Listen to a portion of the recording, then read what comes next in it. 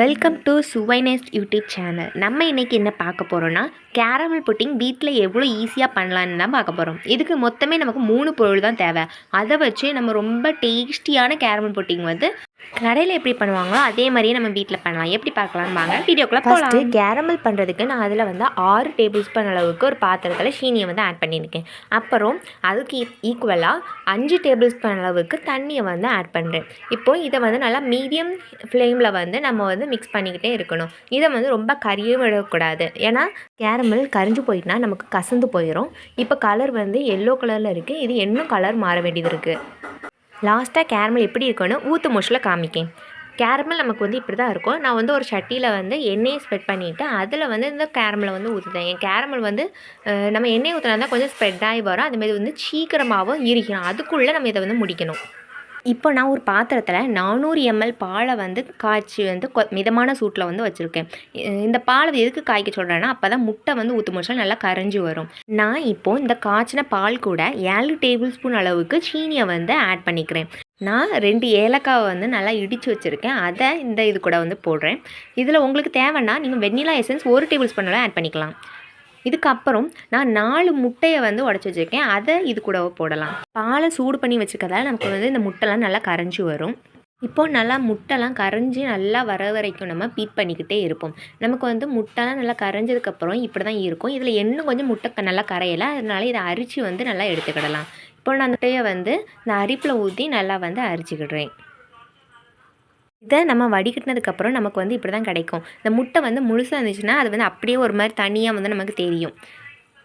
நம்ம ஆல்ரெடி ஊற்றி காய வச்சு செட்டான கேரமலில் தான் வடிகட்டினதை ஊற்றணும். ஆனால் என்கிட்ட அந்த கிளிப் இல்லை. நான் அதனால் அதை உங்ககிட்ட காமிக்க முடியலை.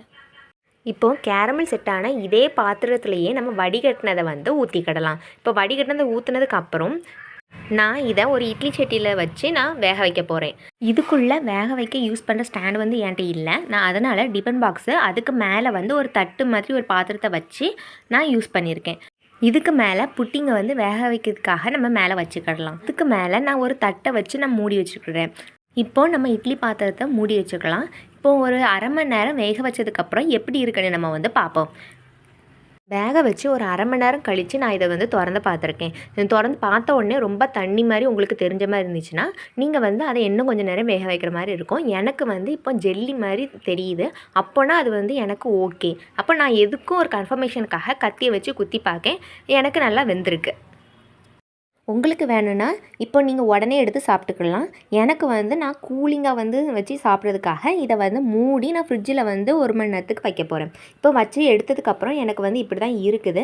இப்போ இதை நல்லா சுற்றி ஒரு கத்தியை வச்சு கீறி விட்டுக்கோங்க. அப்போ தான் நமக்கு நல்லா கவுத்தின உடனே நல்லா க்ளீனாக புட்டிங் வரும்.